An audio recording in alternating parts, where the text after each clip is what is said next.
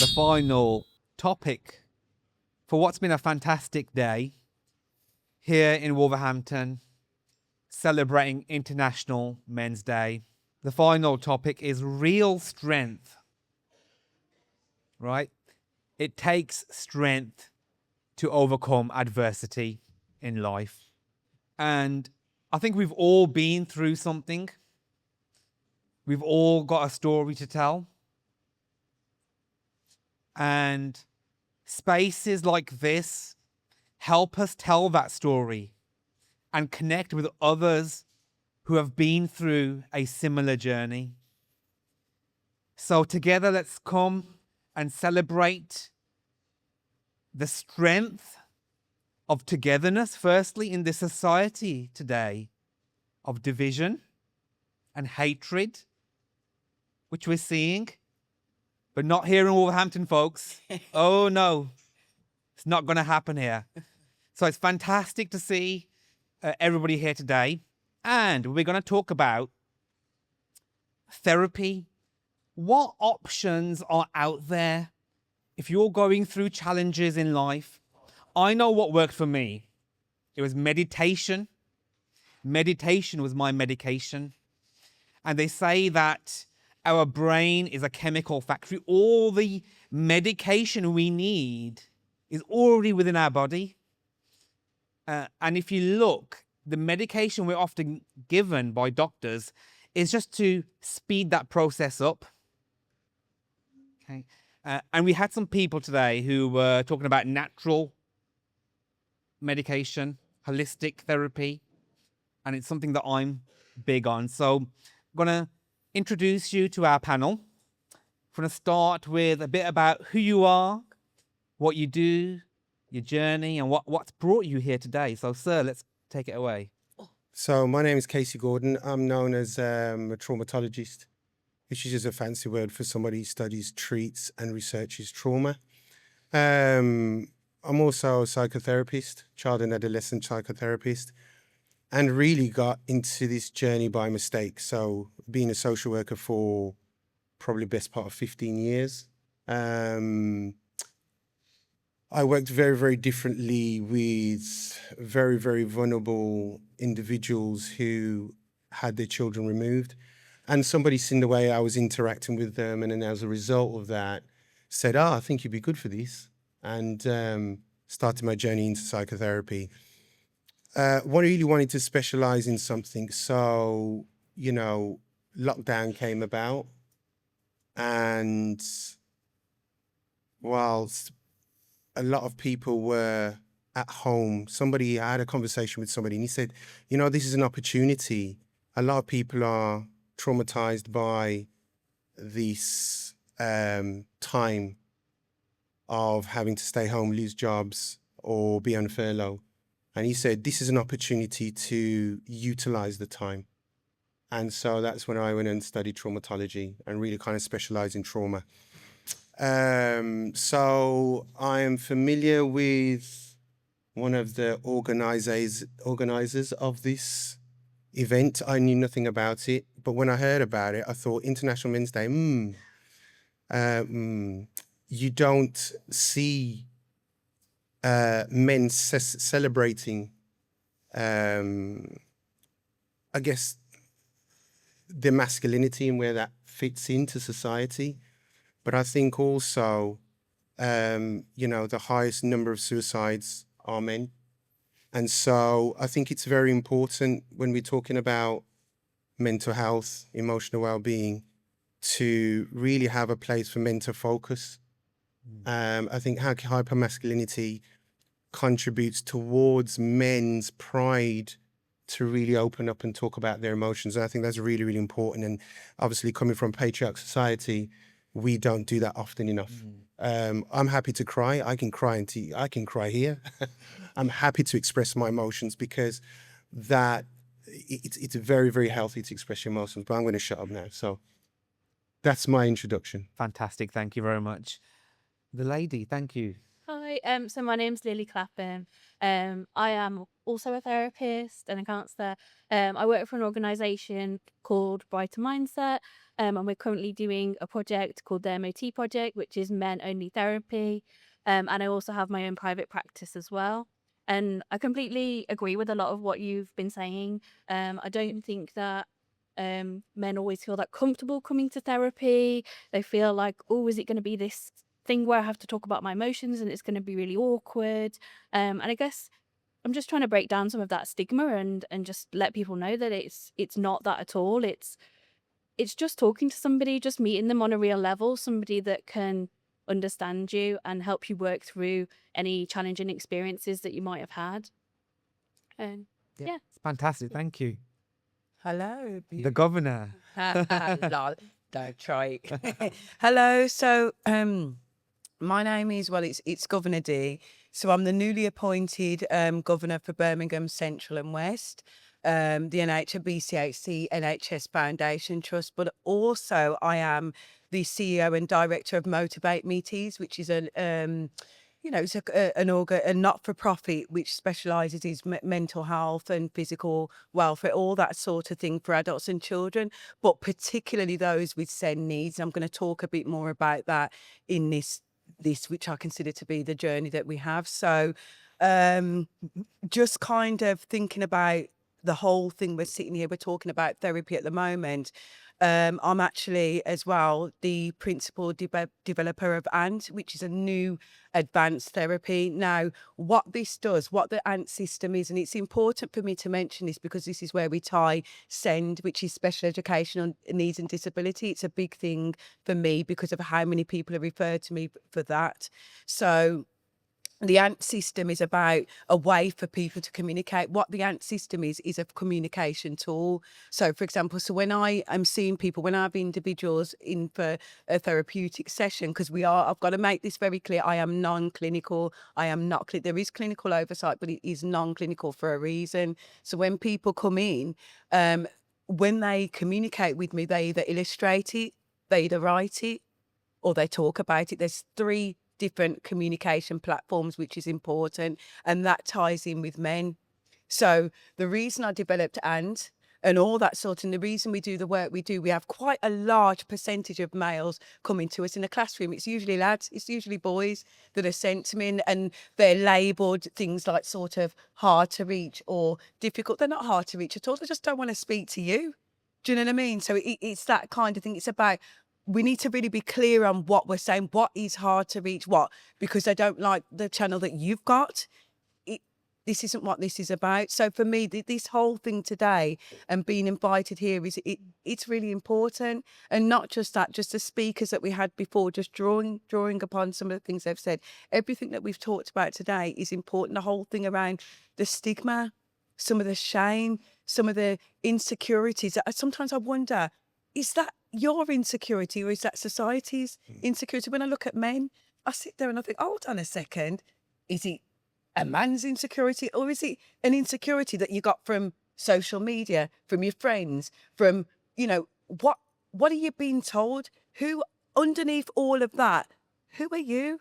Are you doing it for you or are you doing it for something else? So it's about, a lot of the work we do is looking at the root, that elephant in the room that nobody wants to talk about.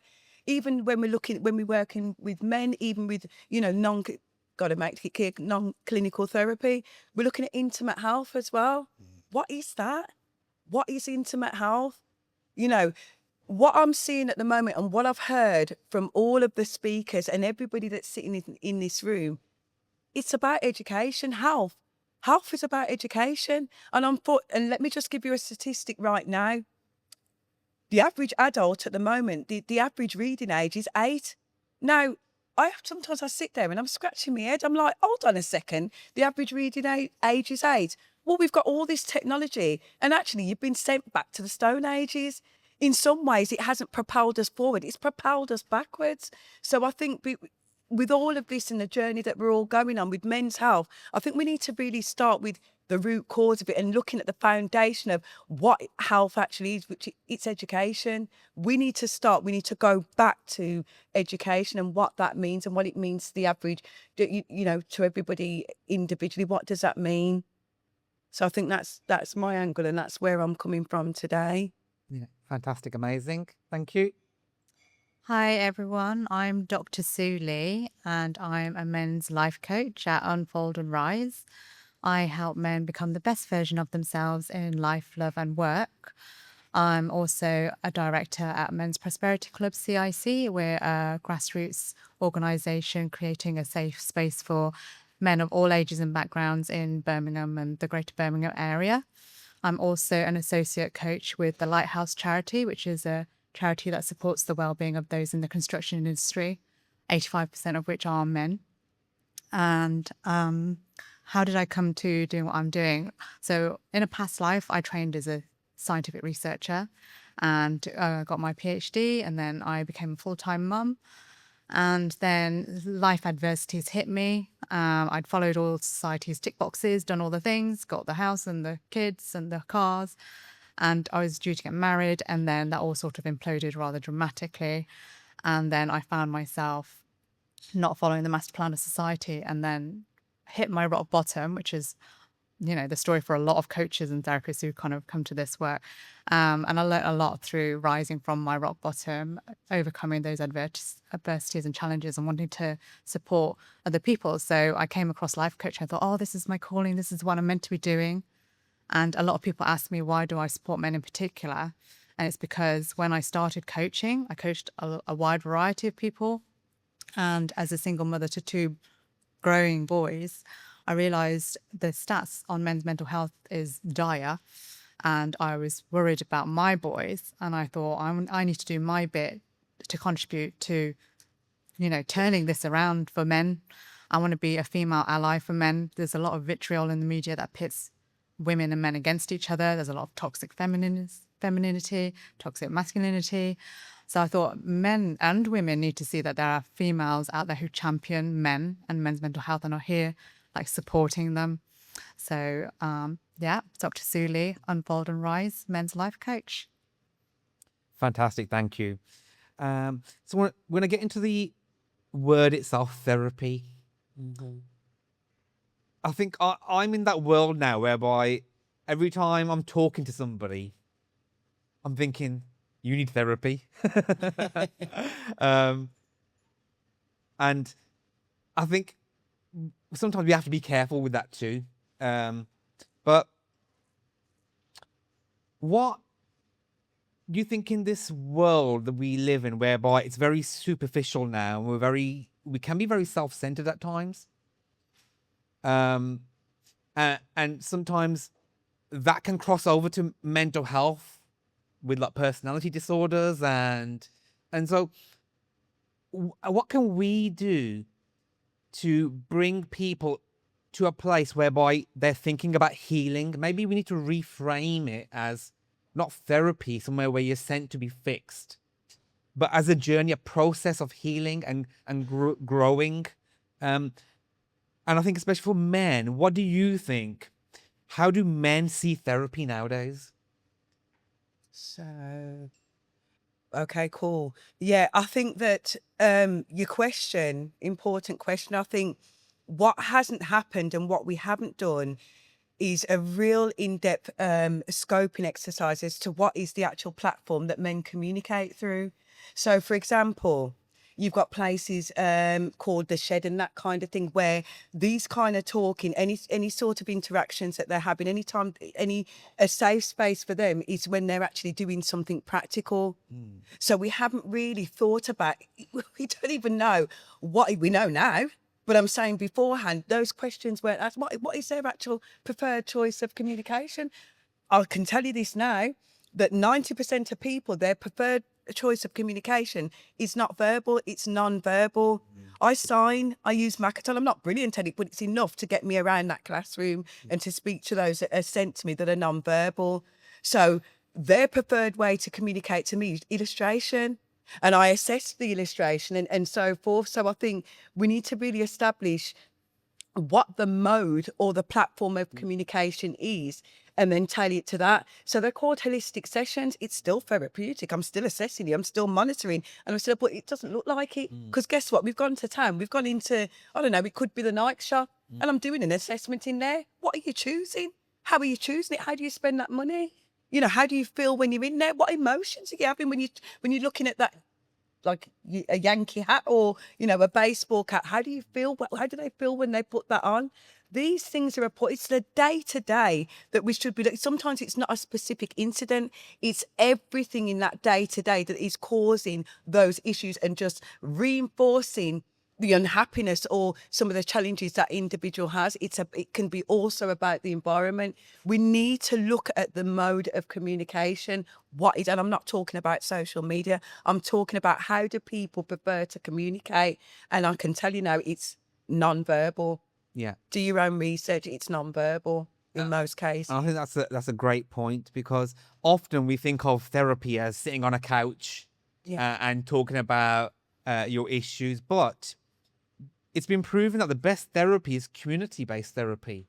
So doing a bit of gardening, doing a bit of painting, going for a run, going to the gym, connecting with people. I think somebody mentioned connection earlier. We need that to stay sane. You know, we need a good quality connection. I think that's key, because I think part of the big mental health pandemic is we've got poor quality connection in the workplace. We're constantly connecting and bickering, and you know, it's not healthy, is it? So I think my follow-up really is, how can we improve that connection with others? Because talking is a form of therapy. Talking therapy is the main thing that the NHS offers. Yeah. But if we've got good quality friends around us and we're in a good quality environment at work, that's therapy too. So to kind of add into the governor's point, I love the name. Oh, dear. Following on from that, I think the education is important. I think therapy comes with a number of connotations, stigma, and I think there's a lack of education around therapy, as you pointed out. There are a lot of men groups that take place all over the city. Yeah. Individuals have come along and started just men's groups. Yeah. There's one in the gym, one of the gyms I know, and in another gym. They've just come together because they've found that there's support in community, there's support in numbers, and they're just talking about, you know, men's topics, some of the things they face in the community, some of the challenges they face. So I think group therapy is a good way to potentially start that. I know they're doing something like that here. That's one of the things I really kind of want to kickstart off, and normalizing that. But I do think there's a lot of education that's needed, because part of therapy, or healing as you call it, part of that healing journey is a lot of psychoeducation. Yeah. And psychoeducation, I forgot your name. You'll probably, Lily, sorry. You'll probably, you know, confirm that. It really helps to normalize and understand why you're there. Yeah, absolutely. A lot of the time they come because they have a problem. Yeah. And some of the questions that you're posing is all about, well, how do we do this and how do we do that? Again, it goes back to being able to speak their language, which I think somebody said, normalize it, and really support in numbers. So, you know, integrate and intertwine with the community. I think if you've got some of those three things going on, I think you're onto a win to some degree. But, you know, therapy doesn't have to be within a room. I do something called mindfulness mountain biking, where mindfulness now is taught in universities because it changes the composition of the brain. And at one point it was more successful than CBT in the stats. Yeah. So there is a lot of creative ways to incorporate therapy. Yeah. And I just think we need to be quite open. Sorry, can I just add in? There was a study published recently, maybe a couple of weeks ago, done in collaboration with Space Northeast. And in the northeast of England, men's mental health is worse than in the south. You know, because they're white, working class men, they don't talk. It's very much like you suck it up, you bottle it up, you just don't talk about your feelings. So they found that the suicide rate was really high there. So they wanted to do some research. There were some men's groups that were supporting those men. But the academics wanted to come in and study these models and say what actually works for men, what are the non-clinical interventions that support these men. And what they found was that, like, in different regions, men connect in different ways. So in the southeast, it might be a little bit more open to like go to a healing circle and like talk in a group therapy setting. But in the northeast of England, men are not going to buy into that. So what they found was actually successful group models for men that is kind of group therapy and community based, but they don't label it as therapy, are things like pie making clubs. Yeah. So guys up in the northeast, they love their pies, so they decided to create like a pie making club, and they talk in the same language as those men, and then they started to create their own community. So then they started to take it forward themselves, like, what pie filling shall we make next week, and then there are things like carpentry clubs and people who use their hands and woodwork, so they could just be teaching a younger man like how to do their carpentry, passing on that sort of skill, and that gives the older men some purpose, and they provide connection that way. So it's really about finding out what resonates with the men and then using that to create those communities. Absolutely. I think that's a great point there, and I think I love the thing about the pie making. I mean, anything to do with food, I'm sold. But and I think it's so it resonates with that northern kind of culture as well, doesn't it? Up north, everyone likes a good pie, don't they? And it brings people together. So I think that's a great way. But coming back to the creative aspect, and it ties in with my next question. What can we do if we had a blank canvas here in this city or in our region of the West Midlands? We've got a blank canvas, we've got plenty of spaces. What can we do creatively to bring people in, allow them to understand their own patterns of behavior, and then move towards that place of healing? What can we do? Let's say we've got this blank. What would you do? If you've had a space in this city, we got people on board, we got community bank here, we got the local council, we got the Molyneux, the Wolves Foundation, we've got so many fantastic opportunities. Let's start creating some ourselves. What would you do? Yeah, absolutely. I think that I would love to do some group therapy. Things like DBT is often done in groups, so that's dialectical behavior therapy. And I think just coming together, people that have got shared experiences so that they feel less isolated. I think especially men can feel extremely isolated in their mental health struggles. They feel like maybe they can't talk to other people about it. Maybe they feel shame. So just coming together in a shared space that doesn't have to be, really clinical or really overwhelming, but we can teach the psychoeducation, but we can also just have a chat and bring people together that have been through similar stuff.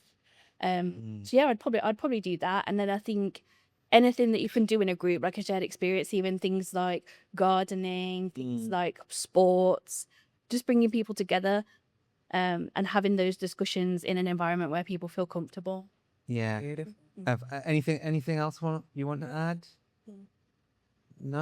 I mean, I think creativity is a great thing. I mean, we are creators. I've said this before. We are creators. We forget what we are. We are, as human beings, this thing in our head. It allows us to create. Look at the things we've created. Absolutely. We've sent people to the moon. We created that. It was an idea. The idea became an action, and the action became reality, right? We achieved so much. We are creators. So what can we create?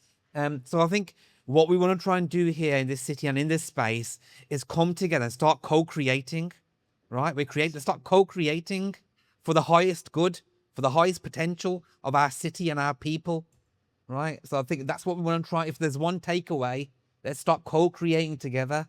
And we've got all the tools and all the resources available and the know-how, right? And the lived experience. So let's bring it together. That's the key takeaway. I just want to move on from there. In terms of allies, so I'm sat here with three lovely women, and we're on International Men's Day. So Manny spoke earlier about the feminine energy, and for a long while we were uncomfortable talking about that, right? But if you look back in history with the Chinese, the yin and the yang, and which was the masculine and the feminine, and you look back in the Indian tradition as well with the Shiva and Shakti, the masculine and the feminine, it was always there, having that balance of both. For me, disowning either of those two can suppress and actually make your mental health worse. If you disown either the masculine or the feminine, because the masculine energy for me is about that creative force, asserting and once you create something, that feminine there is there to nurture it, so to keep it going. And this is how the Shiva and the Shakti, the yin and the yang work. So my question is, what can allies do, especially women? Because we look at male suicide. Why is that happening? Are they not getting that nurturing environment? It feels like sometimes they're missing that nurturing energy. You know, I know when I haven't got that nurturing energy, I can feel a bit down. What can we do as women and as allies for men? So this isn't the nicest thing to have to say, but these are facts. So when it comes to suicide, this is another big one and sorry to go back to, but I'm going to keep reinforcing it, send as well the special education, because somebody has to fight for a group that can't necessarily fight for themselves, right? So we're going to do that. But you see with suicide, so we're orange button holders. I don't know if you're aware of what that means. So if there's anybody in crisis, they can be referred to our organisation for crisis support. But forget about that, because it's not about me. What I'm trying to say to you is, when I had the training, this was it for me. This was alarming. So I don't know if you're aware of this. When somebody attempts or commits suicide, those that have actually attempted and they're here with us today. So, for example, it could be there's a few that have jumped off a bridge and, you know, okay, so now they've got a disability. Some of it's quite serious, but they're here with us today. Do you know what most of them have said when they did the research? The very second that they took to jump or whatever it was that they were doing, they regretted it. They wished they hadn't done it. Really let that sink in. This is important. So for me, right, a couple of things need to happen. So unfortunately, in the UK, the horse has already bolted. And then you send in the cleanup team. What can we do? What can we do? No. We need to be looking at the prevent side of things. And another thing that will help in terms of mental health, in terms of creativity, and all of that, is we should be looking at biodirectional impact. Does anybody here know what biodirectional impact is? Are you aware of that? So unfortunately, we look at mental health separate. You're talking about the yin and yang. This ties into it nicely. Mental health here and physical health here, absolutely not. The two need to be looked at simultaneously, because actually mental health can exacerbate physical health and physical mental. So, for example, we've got people come to the GP, I've hurt my leg. Nah, it wasn't about the leg. There's something else going on. It was actually they were feeling that their mental health had started to take a dip, but it was easier to go in and say it was a leg pain, and they kept going back, and then the GP twigged on and thought, no, this isn't about a leg. So we need to really be looking at both of them together, because what happens is you'll treat the physical and then the issues are still there because you're not looking at the mental, or vice versa. So all of that is about creatively yin and the yang. You talked about balance. Well, there's your balance right there. We need to be looking at biodirectional impact. Absolutely. So that's where we got about 3 minutes left. So I just want to go around the table. So 30 seconds each. What can allies do? So women, what can women do more to help us, men, right? And vice versa, of course. We need to work together. And other communities, what can we do? So 30 seconds each. What can we do as allies and as a community to improve things? I think it's just listening, having that space to listen. And getting that feedback from men that need the support, what would help them, because I think it's very individual. What might help one man might not help another man. So getting that feedback from the people that are actually going through things, and then we can take it from there. I think that's the main thing. I would want to hear from them what they need. Yeah, so listening, I think that's a key point. Yeah, sir. I think we need to do more scope work around connecting with the community and finding out what needs are actually there in the community. Wolverhampton's needs are going to be very, very different to areas of Birmingham. Yeah. And we have to consider the cultural influences that play a role in that as well.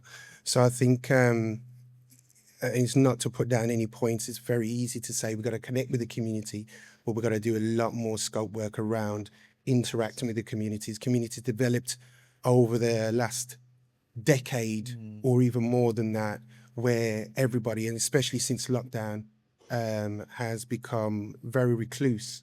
And so community isn't community anymore. Yeah. So I think that's one of the aspects that isolates men even further, Yeah. and women. So I think what we need to do is do more scope work around finding out what the community needs and putting on events like this that will embrace both men and women so they can feel supported, Yeah. come together for a cohesive response. Yeah, absolutely. Thank you for that. So yes, absolutely, deep listening is important, as well as communities, and being vocal about being an ally as well. So if it's, even if you're not like a men's coach in the wellbeing space, being a really good partner and telling your husband or your boyfriend, like, being vocal that you are there to support him, just drip feeding that day in, day out. He might not want to open up right then, but in like a year's time, he might remember that.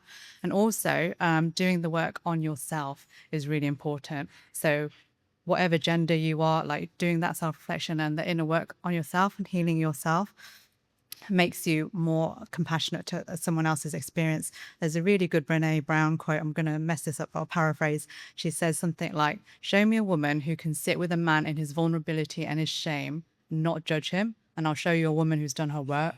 Show me a man who can do the same and sit with a woman in her fear, in her shame, and not try to fix her and not get his status from being Oz, the fixer of all things. And I'll show you a man who's done his work."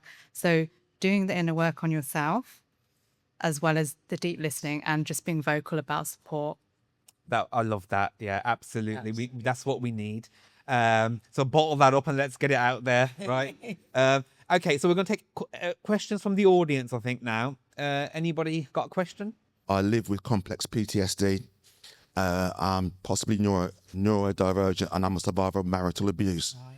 Right. My wife's behaviour had become increasingly erratic. She was dealing with me in, well, if you can think of forms and categories of abuse, I've experienced it. Now, we all talk about one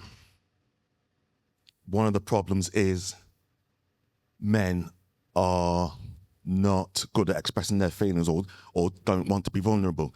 I had the opposite problem. I was raised in a family which was chaotic, but we were able to express ourselves and ask for what we needed.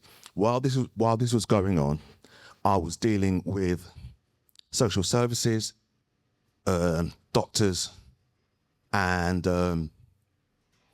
also the neighbours, because she was going off on the neighbours. In fairness, we later found that she's an undiagnosed bipolar, but she also was not diagnosed. She was given a classification of narcissistic traits, which is obviously not a very good combination. Now, I got what you would call community help from my family, because once I'd expressed what was going on, they literally were like, "You need to leave the house, because if you stay, only one of you is coming out alive." That was the actual reality of the situation. But one of the things that was a real problem was the fact that sorry if I get a bit emotional, I actually asked for help. I went to people in situations of knowledge, of authority, and I was essentially being passed around by people. This is not necessarily to blame or dispute what you're saying. I think it actually ties into some of what you're saying. It's about education, not just of the individual, but also understanding that the health system, in many regards, in general, but specifically for dealing with men, hasn't caught up and as such isn't really fit for purpose. That's just my opinion. I was so lucky that family and friends actually came and helped, partly because I do have a couple of people who work in mental health, and it's also led me to accept one thing. I don't suffer from. I'm very specific with the wording, particularly with the word. I don't suffer with complex PTSD. I now live with it. Like people with diabetes, I'll be able to manage it. I will be able to have better days, but I will never be quote unquote cured. But that also means now with the therapy and the training, I've now got insights into what's happening inside my own head, if it's slipping, if something set me off, and I've got tools to deal with it. Thank you. And I think that's what today is about. It's giving people that space to step into that. So thank you. Thank you. I'm going to address a couple of those points, I think. So one of the things for good mental health is empowering yourselves. Okay. So I used to be a people pleaser, and people used to walk over me like a doormat, right? Because I wanted that validation. And so in the workplace, I'd go the extra mile to the point of burnout. But what I do now is, even if there's a small infringement on a boundary that I've set, I will give an equal and proportionate consequence for that, or a pushback. So, for example, recently I was working with some individuals, and there was an important thing and they didn't get back to me with an adequate time frame. So then I saw that as a boundary infringement, and I pushed back proportionately. And so this is how I live my life now.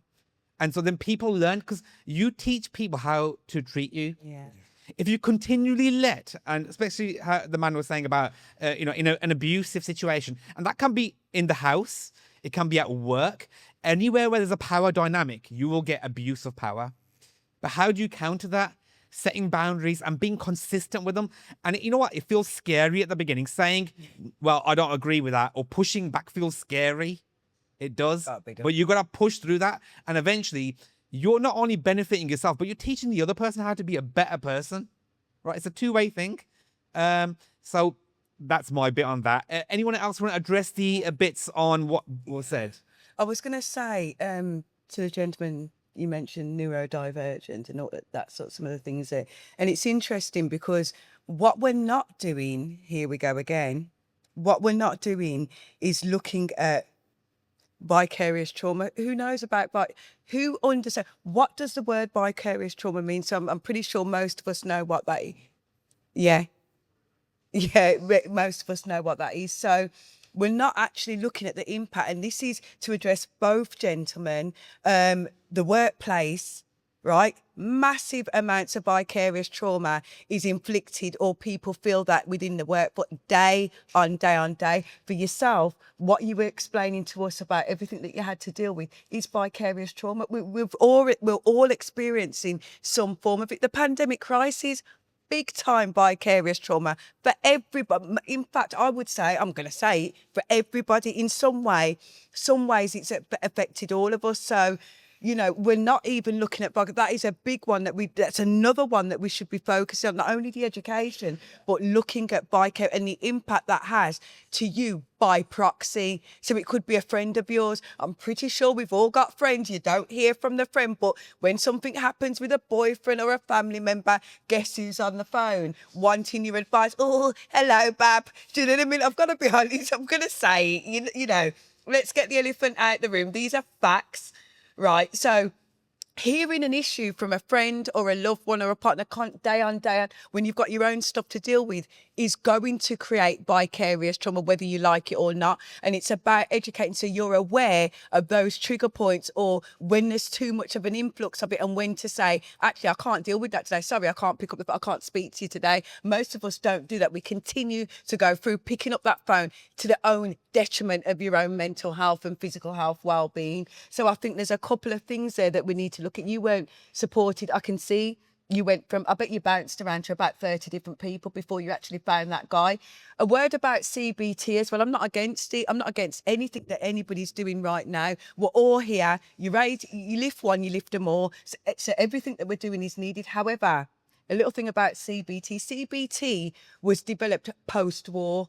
I'm going to repeat that, post-war. What that means is when CBT was developed, it wasn't even developed with young people in mind, because young people weren't even considered young people at the time. You've got to look back to when that was. So this is why when you mentioned, when he said it wasn't going to work for you, it's because in some ways that process is outdated. And for some, depending on the nature of what you're going through, it ain't going to work for you. So it's not me saying that it doesn't work. I said in certain ways, different things that you're going through, it's not going to work. So everything that you're saying, I've heard you, I've heard everybody in the room. There's some fundamental things that we can go and where we need to really be looking at, and particularly the workplace and the impact of other stuff or other environmental issues that can affect a person, and they're not being supported either because they probably don't want to speak out, but it's there. That's the elephant in the room. Great, thank you. And so our time is up. Thank you to our panel of speakers. Thank you to the audience for attending today's event.